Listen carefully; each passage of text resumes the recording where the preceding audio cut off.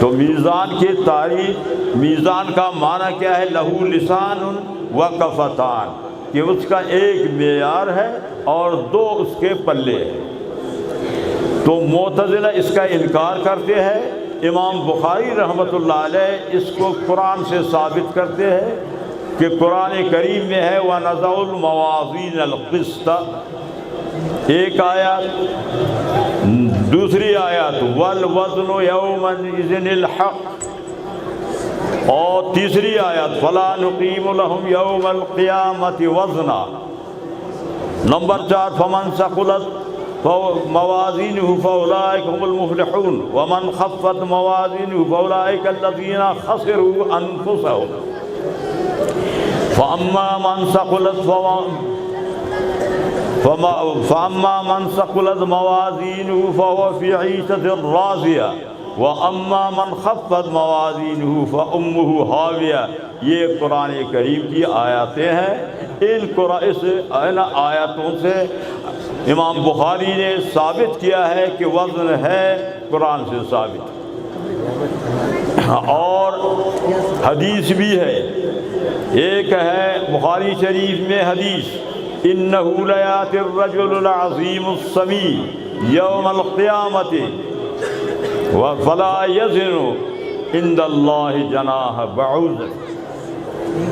دوسری حدیث ہے جس کو حدیث بطاقہ کہا جاتا ہے، حدیث بطاقہ سے مشہور ہے، ترمذی میں، ابن ماجہ، ابن حبان، حاکم، بیہقی، حاکم مستدرک، عبداللہ بن عمرو بن عاص رضی اللہ عنہما کی حدیث ہے کہ قیامت کے دن ایک شخص کو لایا جائے گا اور سب لوگوں کے سامنے اس کے 99 بطاقہ ہوں گے، رکا کاغذ ہوں گے جس میں اس کے اعمال سیئہ لکھے ہوئے ہوتے ہیں، اور ہر رکا اتنی لمبی ہے کہ جہاں تک نگاہ و نظر پڑتی ہے۔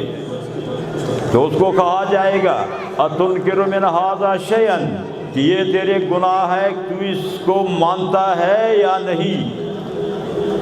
الظلمک کتبتی الحافظون، کیا میرے ملائکہ فرشتہ لکھنے والوں نے ظلم کیا، ناجائز کیا، لکھا تیرے خلاف تو نے نہیں کیا؟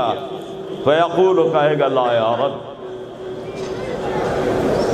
انکار بھی نہیں، اور ملائکہ نے بھی اپنے طرف سے ناجائز نہیں لکھا ہے، میں نے ان گناہوں کو کیا ہے۔ پھر اللہ تعالیٰ فرمائے گا افلک عذر، کیا کوئی مجبوری تھا؟ کسی مجبوری سے؟ کہے گا کہ لا، مجبوری بھی کچھ نہیں، اقرار کرے، اعتراف کرے گا۔ تو اللہ تعالیٰ فرماتے ہیں کیونکہ ہمارے ہاں انصاف ہے، عدل ہے، کسی کے ساتھ ظلم نہیں ہوگا، تیرا ایک رکع ہے، ہم اس کو ترازو کے ایک پلے میں ڈالیں گے اور یہ 99 کو دوسرے پلے میں، پھر تولیں گے کہ کون سا ان میں سے باری ہوگا۔ وہ کہے گا کہ اللہ اب میں جا کر دیکھوں کہ ایک بطاقہ 99 کے مقابلے میں کیا اس کو وزن رکھتا ہے۔ تو اللہ تعالیٰ ایک فرقہ میں اس کا ورقہ کو رکھے گا جس میں لکھا ہوا ہے اشہد ان لا الہ الا اللہ و اشہد ان محمدًا عبدہ و رسولہ۔ جب یہ رکھا جائے گا تو 99 والا پھلا وہ اوپر کو جائے گا اور یہ نیچے جائے گا، یہ باری ہوگا۔ زرکشی کی ایک روایت ہے مرجوحی صحیح، اس میں ہے کہ دنیا کے جو ترازو ہے ہلکا والا اوپر، باری والا نیچے، لیکن وہاں اس کے برعکس ہوگا، جو وزندار ہوگا وہ اوپر اور جو بے وزن ہوگا وہ نیچے۔ وہ اس آیات کو پیش کرتے ہیں وَإِلَيْهِ يَصْعَدُ الْكَلِمُ الطَّيِّبُ۔ بہرحال جو مشہور معروف یہی ہے کہ جو باری ہوگا وہ نیچے اور جو ہلکا ہوگا اوپر۔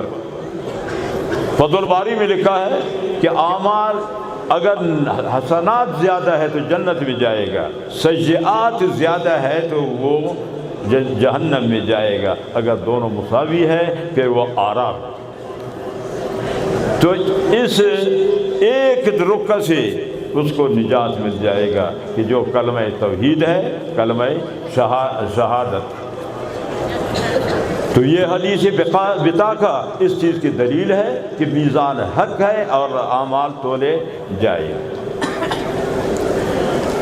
تو امام بخاری رحمۃ اللہ علیہ قرآن کریم کی آیات پیش کیا ہے اس کے ثبوت کے لیے، اور اس کے جو احادیث ہے امام بخاری نے تو ذکر نہیں کیا، ترمذی وغیرہ ابن ماجہ اس میں حدیث بطاقہ ذکر ہے، باقی وہ لا یزن جناح بعوضۃ وہ تو بخاری سے مسلم دونوں میں موجود۔ اہل سنت اہل حق کی طرف سے معتزلہ کو جواب کہ تمہارا عقیدہ باطل ہے، تمہارا مذہب باطل ہے، اس کا وجہ کہ قرآن حدیث سے یہ ثابت ہے، باقی تم نے جو دلیل پیش کیا ہے کہ اعمال آراز ہے یہ تولے نہیں جاتے۔ ابن عباس رضی اللہ عنہما فرماتے ہیں کہ عالم مثال میں تمام چیزوں کے لیے جسم ہوتا ہے، اگرچہ دنیا میں اس کا نہ ہو، وہ تولے جاتے ہیں کہ ان کو جسم ہوگا عالم مثال میں۔ عالم مثال میں ان آراز اعمال کو بھی جسم ہوگا۔ اور علامہ قرطبی فرماتے ہیں اس سے صحف اعمال مراد ہے کہ اعمال جن کاغذوں میں لکھے ہوئے تھے تو ان کاغذوں کو چونکہ جسم ہے ان کو تولا جائے گا، تو لہٰذا وہ میزان حق ہے، قیامت میں میزان میں اعمال کو تولا جائے گا۔ معتزلہ باطل ہے، ان کا نظریہ باطل ہے، قابل اعتبار قابل قبول نہیں۔ نضع الموازین قرآن کریم میں جمع کے صیغہ کے ساتھ استعمال ہوا ہے یا اسم جمع کی؟ موازین جمع ہے اور والوزن یہ اسم جمع ہے۔ ایک ہے جمع، یہ تو آپ نحو میں پڑھ چکے ہیں کہ جمع کے اوزان مخصوص ہے، مختص ہے، واو نون یا نون یا الف و تا مؤنث کے لیے، اور کم از کم اس کا عدد 3 ہوگا، 3 سے۔ اور اس میں جمع ایک تو ان کے اوزان متعین نہیں ہے اور دوسرا وہ قلیل کثیر سب کے اوپر ساری۔ یہ جمع اسم جمع میں فرق ہے۔ تو قرآن میں جمع کے صیغہ کے ساتھ اسم جمع کے ساتھ ذکر ہوا ہے، حدیث میں جمع کے صیغہ کے ساتھ بھی آتا ہے اور مفرد کے صیغہ کے ساتھ۔ اس حدیث میں جو آیا ثقیلتان فی المیزان تو مفرد۔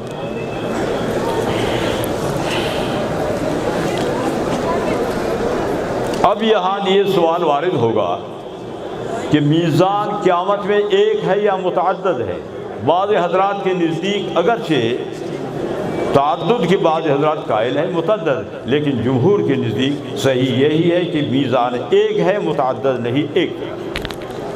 باقی رہ گیا کہ جمع کے صیغہ کے ساتھ اس کو استعمال کیا یا اشخاص کے اعتبار سے یا انواع اعمال کے اعتبار سے کہ اعمال کے انواع مختلف ہے اسی لیے جمع، یا اشخاص انسان مختلف بہت سے افراد ہے متعدد ہے یا اس اعتبار، یا یہ تفخیماً تعظیماً جیسے کہ کذبت نوح المرسلین، نوح علیہ السلام ایک ہے، مرسلین جمع لایا وہ تعظیم کے لیے۔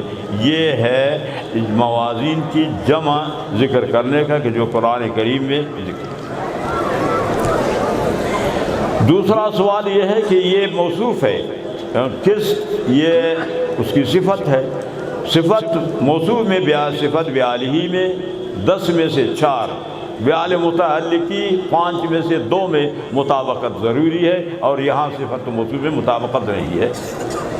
اس کا ایک جواب ہے کہ یہاں مضاف معذوف ہے، ذوات القسط تو وہ جمع ہے، لہذا صفت موصوف مطابقت، یا یہ مصدر ہے، المصدر لا یثنی ولا یجمع، یہ سب کے لیے یکساں ہے، میزان موازین قسط، میزان قسط، میزانان قسط۔ لیوم القیامہ لام میں بھی 3 احتمال ہے کہ یہ لام تعلیل کے لیے ہے، توقید کے لیے ہے یا ظرفیت کے لیے بمعنی فی کا. وَأَنَّ أَعْمَالَ بَنِي آدم وَقَوْلَهُمْ تُوزَنُ وَقَوْلَهُمْ يُوزَنُ اعمال و اقوال توزن. اعمال یہ جمع ہے عمل کا. عمل کا لغت میں معنی ہے ساختن، بنانا، اور اصطلاح میں عمل کا معنی ہے حرکت البدن بکلہ او ببعض. وہ اعمال کا لغوی معنی اور اعمال کا اصطلاحی معنی. ابتدا میں بھی یہ حدیث گزر گئی انما الاعمال بالنیات، آخر میں بھی اعمال کا پھر ذکر آ گیا. دوسرا ہے فعل. فعل کا معنی لغت میں کردن. فعل اور عمل میں یہ فرق ہے یا نہیں، اس میں مختلف اقوال ہے. صاحب قاموس لغت ہے، ان کے ہاں مترادف ہے. فعل اور عمل دونوں ایک ہے، کوئی فرق نہیں. امام راغب کے نزدیک فرق ہے. فعل عام ہے، اختیاری غیر اختیاری سب کو کہتے ہیں. عمل اختیاری کو کہتے ہیں کہ وہ کام کہ جس میں اختیار ہو، اختیار سے آدمی اس کو کرے یا نہ کرے. ایک فرق، ایک قول کے مترادف ہے فرق. دوسرا قول فرق. فرق میں دوسرا قول، ایک قول یہ ہے کہ فرق ہے کہ وہ عام ہے یہ خاص ہے. دوسرا فرق عمل میں مشقت کا قید ہے. عمل اس کو کہتے ہیں کہ جس میں مشقت ہو، تکلیف ہو. اور